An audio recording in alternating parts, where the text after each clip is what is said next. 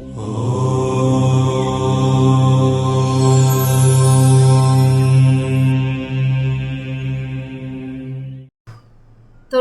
நண்பர்கள் அனைவருக்கும் வணக்கம். நான் உங்கள் பிரியமுடன் பிரியா விருதுநகர்ல இருந்து பேசுறேன். இன்னைக்கு நாம பார்க்க போற கொன்றை வேந்தன் செய்யுள் கற்பு எனப்படுவது சொல் திறம்பாமை. கற்பு என்பது நம் வாழ்க்கை நெறியாகும். சொன்ன சொல் மாறாமல் வாழ்வதே கற்பு எனப்படுவது என்கிறார் ஔவையார். இதற்கான இன்னும் ஆழமான விளக்கத்தை பார்க்கலாம். கற்பு என்ற சொல்லுக்கான விளக்கம் பார்க்கலாம். இந்த இடத்துல ஔவையார் கற்பு என்பது உடல் சார்ந்த விஷயமாகவோ ஆண் பெண் சம்பந்தப்பட்ட விஷயமாகவோ சொல்லவில்லை. இது மனம் சார்ந்தது, அனைவருக்கும் உள்ள பொதுவான சொல் என்கிறார் ஔவையார். இந்த கற்பு அப்படிங்கிற சொல் வேர் சொல்லாக எதுல இருந்து தோன்றியது அப்படின்னு பார்த்தோம்னா கல் அப்படிங்கிற சொல்லுல இருந்து தான் உருவானது. கல் அப்படிங்கிற சொல்லுல இருந்து பல சொற்கள் உருவாகின. அந்த கற்காலம்னு சொல்வதே கல்ல இருந்து பல விஷயங்களை நாம கற்று அறிந்த காலம்தான் கற்காலம். கல் அப்படிங்கிற சொல்லுல இருந்து கல்வி அப்படிங்கிறதும் உருவானது.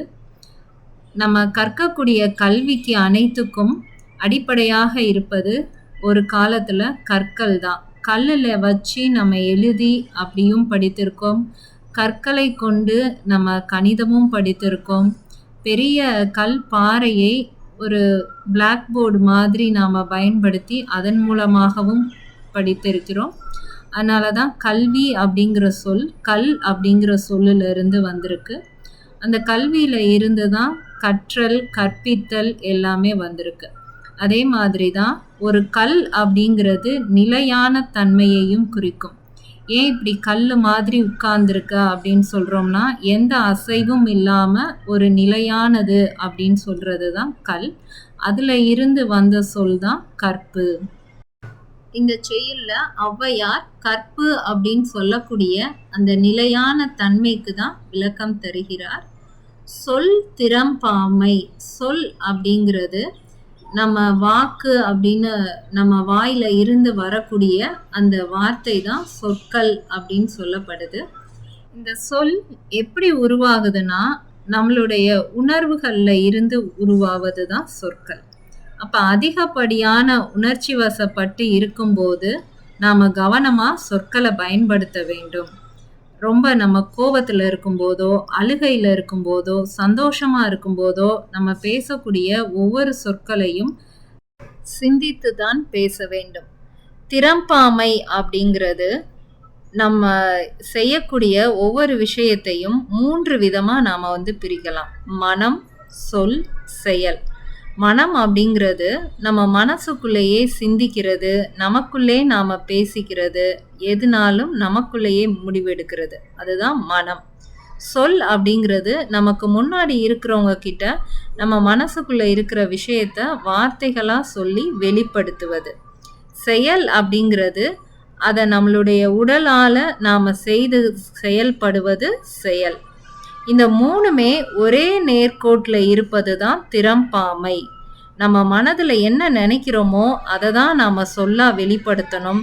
நம்ம என்ன சொல்கிறோமோ அதை தான் நம்ம செயலாகவும் செய்யணும். இந்த 3மே யார் ஒரே மாதிரி செய்கிறாங்களோ அதுதான் திறம்பாமை.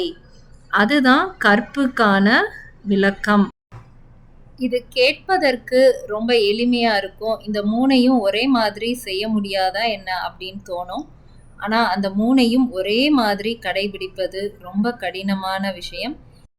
யாரெல்லாம் மனதுல என்ன தோன்றுதோ அதை அப்படியே சொல்லிட்டு அதுபடியே நடக்கிறாங்களோ அவங்களுடைய நிலைமை பார்த்தோம்னா ஒரு நிலையான தன்மையோட இருக்கும். அதை தான் கற்பு அப்படின்னு சொல்றாங்க. அப்ப நம்ம கற்போட இருக்கணும் அப்படின்னா சொன்ன சொல் மாறாம இருக்கணும். ஒரு சொல் நாம சொல்றோம்னா அதை பலமுறை சிந்தித்து தான் நாம சொல்ல வேண்டும். மனதுல என்ன தோன்றுதோ அதை சொல்லக்கூடிய தைரியம் வரும்போது தான் நாம சொன்னதை நம்மளால செய்யவும் முடியும். அதுதான் கற்பு என்கிறார் ஔவையார். அடுத்து நாம பார்க்க இருக்கிற கொன்றை வேந்தன் செய்யுள் காவல்தானே பாவையர்க்கு அழகு. ஒரு பெண்ணின் உண்மையான அழகு என்பது அவர்கள் தம்மை காத்து கொள்ளும் ஒழுக்கம்தான். இதற்கான விளக்கம் அடுத்த வாரம் பார்க்கலாம். அதுவரைக்கும் சிந்தித்து இணைந்திருப்போம். நான் உங்கள் பிரியமுடன் பிரியா. கொன்றைவேந்தன் நண்பர்கள் அனைவருக்கும் நன்றி.